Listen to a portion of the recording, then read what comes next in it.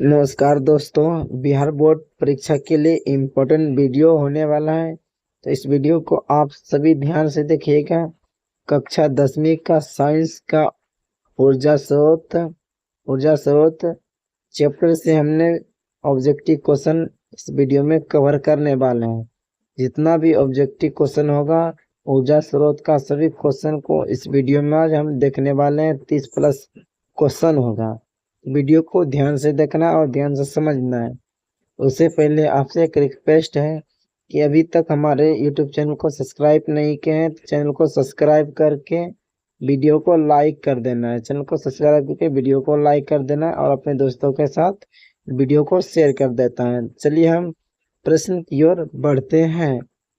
चलिए आपका पहला प्रश्न यहाँ पे है, निम्न में कौन बायोगैस ईंधन का स्रोत नहीं है? निम्न में से कौन बायोगैस ईंधन का स्रोत नहीं है? इसका राइट आंसर हो जाएगा ऑप्शन सी, नाभिकीय ऊर्जा। चलिए प्रश्न संख्या हम आगे देखते हैं। प्रश्न संख्या आगे है, ग्लोबल वार्मिंग के लिए उत्तरदायी गैस, ग्लोबल वार्मिंग के लिए उत्तरदायी गैस है तो इसका राइट आंसर हो जाएगा ऑप्शन सी, CO2 है उत्तरदायी। चलिए प्रश्न संख्या हम आगे देखते हैं। प्रश्न संख्या क्या है, सूर्य तथा अन्य तारों की विशाल ऊर्जा के स्रोत है, विशाल ऊर्जा के स्रोत है तो इसका राइट आंसर हो जाएगा ऑप्शन ए, नाभिकीय संलयन है। चलिए प्रश्न संख्या आगे है, नाभिकीय विखंडन को नियंत्रित करने में प्रयुक्त होता है, नियंत्रित करने में प्रयुक्त होता है तो इसका राइट आंसर हो जाएगा ऑप्शन सी, ऑप्शन सी इसका राइट आंसर हो जाएगा। चलिए प्रश्न संख्या हम आगे देखते हैं। प्रश्न संख्या आगे है, किसी नाभिकीय विखंडन में मुक्त ऊर्जा होता है, नाभिकीय विखंडन में मुक्त ऊर्जा होता है तो इसका राइट आंसर हो जाएगा ऑप्शन सी। चलिए प्रश्न संख्या हम आगे देखते हैं। प्रश्न संख्या आगे है, ऊर्जा का सबसे अधिक प्रत्यक्ष एवं विशाल स्रोत क्या है? प्रत्यक्ष एवं विशाल स्रोत क्या है तो इसका राइट आंसर हो जाएगा ऑप्शन सी, सूर्य। सबसे ज्यादा ऊर्जा हम सभी को कहाँ से प्राप्त होता है तो सूर्य से प्राप्त होता है। चलिए प्रश्न संख्या हम आगे की ओर बढ़ते हैं। प्रश्न संख्या आगे है, बॉक्स बॉक्स नमूना सौर कुकर में 3 से 4 घंटे में अंदर का ताप हो जाता है तो इसका राइट आंसर हो जाएगा ऑप्शन बी, 100 डिग्री सेल्सियस से 140 डिग्री सेल्सियस हो जाता है। चलिए प्रश्न संख्या हम आगे बढ़ते हैं। प्रश्न संख्या आगे है, पवनों का देश कहा जाता है? पवनों का देश कहा जाता है इसका राइट आंसर हो जाएगा ऑप्शन सी, डेनमार्क को कहा जाता है। प्रश्न संख्या है, पवन विद्युत जनरेटर में पवन की चाल कम से कम कितनी होनी चाहिए? कम से कम कितनी होनी चाहिए तो इसका राइट आंसर हो जाएगा ऑप्शन ए, 15 किलोमीटर प्रति घंटा होनी चाहिए। चलिए प्रश्न संख्या आगे हम देखते हैं। प्रश्न संख्या आगे, जीवाश्म ईंधन का उदाहरण है, जीवाश्म ईंधन का उदाहरण है इसका राइट आंसर हो जाएगा ऑप्शन डी, इनमें से सभी है। चलिए प्रश्न संख्या हम आगे देखते हैं। प्रश्न संख्या आगे, प्राचीन काल में उसमें ऊर्जा का सबसे अधिक सामान्यता स्रोत था तो इसका राइट आंसर हो जाएगा ऑप्शन बी, लकड़ी था। चलिए प्रश्न संख्या हम आगे देखते हैं। प्रश्न संख्या आगे है, कार्य करने की क्षमता को कहते हैं, कार्य करने की क्षमता को कहते हैं तो इसका राइट आंसर हो जाएगा ऑप्शन सी, ऊर्जा। जब तक हमारे शरीर में ऊर्जा नहीं रहेगा तब तक हम किसी भी कार्य को नहीं कर सकते हैं, क्योंकि एनर्जी से हम किसी भी कार्य को कर सकते हैं, इसलिए ऊर्जा हमारे शरीर में होना जरूरी है। चलिए प्रश्न संख्या हम आगे बढ़ते हैं। प्रश्न संख्या आगे है, गोबर गैस का एक प्रकार है, गोबर गैस का एक प्रकार है तो इसका राइट आंसर हो जाएगा ऑप्शन बी, बायोगैस। चलिए प्रश्न संख्या आगे देखते हैं। प्रश्न संख्या आगे है, नवीकरणीय ऊर्जा का स्रोत है, नवीकरणीय ऊर्जा का स्रोत है तो इसका राइट आंसर हो जाएगा ऑप्शन बी, सौर ऊर्जा। चलिए प्रश्न संख्या हम आगे देखते हैं। प्रश्न संख्या आगे है, जैव गैस एक उत्तम ईंधन है, एक उत्तम ईंधन है क्योंकि इसमें मीथेन गैस पाई जाती है, क्योंकि इसमें मीथेन गैस पाई जाती है, इसलिए इसका राइट आंसर हो जाएगा ऑप्शन डी 75%। चलिए प्रश्न संख्या आगे है। प्रश्न संख्या आगे, अनवीनीकरणीय ऊर्जा का स्रोत है। अनवीकरणीय ऊर्जा का स्रोत है, तो इसका राइट आंसर हो जाएगा ऑप्शन है जीवाश्म ईंधन। चलिए प्रश्न संख्या आगे देखते हैं।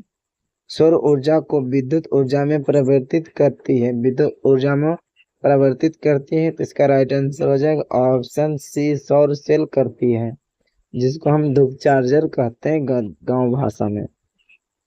चलिए प्रश्न संख्या हम आगे बोलते हैं। प्रश्न संख्या आगे, एक उत्तम ईंधन है। एक उत्तम ईंधन है, तो इसका राइट आंसर हो जाएगा ऑप्शन डी जैव गैस।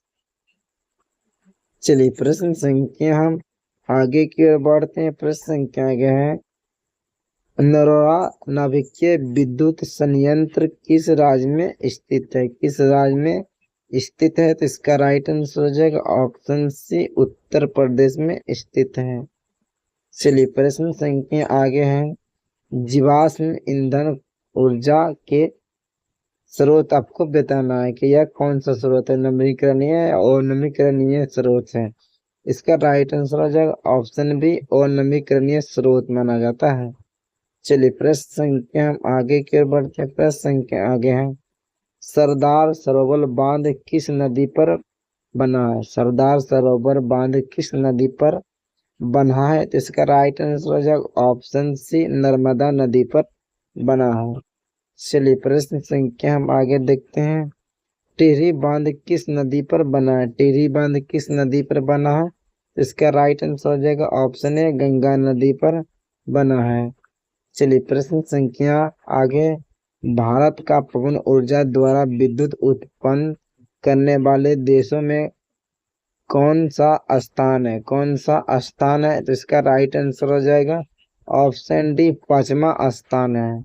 चलिए प्रश्न संख्या आगे, सौर सेल बनाने के लिए किसका उपयोग किया जाता है। किसका उपयोग किया जाता है, तो इसका राइट आंसर हो जाएगा ऑप्शन बी सिलिकॉन का किया जाता है। चलिए प्रश्न संख्या आगे है, बांध के द्वारा स्थापित टरबाइन जल ज्वारीय ऊर्जा को किस में रूपांतरित करता है। किस में रूपांतरित करता है, तो इसका राइट आंसर हो जाएगा ऑप्शन बी विद्युत ऊर्जा में रूपांतरित करता है, क्योंकि आज का समय में जल से ही बिजली तैयार किया जा रहा है।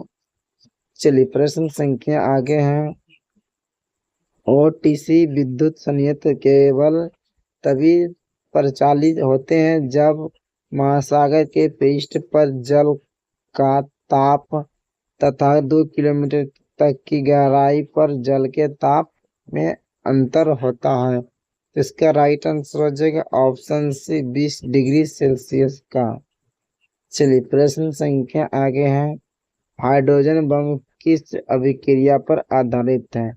हाइड्रोजन बम किस अभिक्रिया पर आधारित है, तो इसका राइट आंसर हो जाएगा ऑप्शन बी नाभिकीय संलयन पर आधारित है। चलिए प्रश्न संख्या आगे है, तारापुर नाभिकीय विद्युत संयंत्र किस राज्य में स्थित है, तो इसका राइट आंसर हो जाएगा ऑप्शन ए महाराष्ट्र में स्थित है। चलिए प्रश्न संख्या आगे है,